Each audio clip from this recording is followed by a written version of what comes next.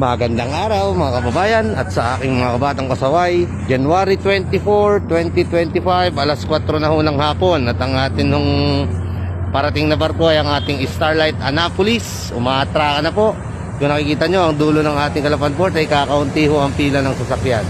Naandiyan din ho ang ating Montenegro Maria Diana. Kung nakikita nyo yung mga sasakyan na yan ho ay sasakay sa ating Montenegro Santa Edita. Kung nakikita nyo ang ating karagatan dito sa Calapan, napakakalmado mga kababayan. Kaya po sa mga babayahe, kayo ho ay mag-iingat. Sa mga nakafollow sa akin, please share this video para updated ho lahat ng biyaheros natin.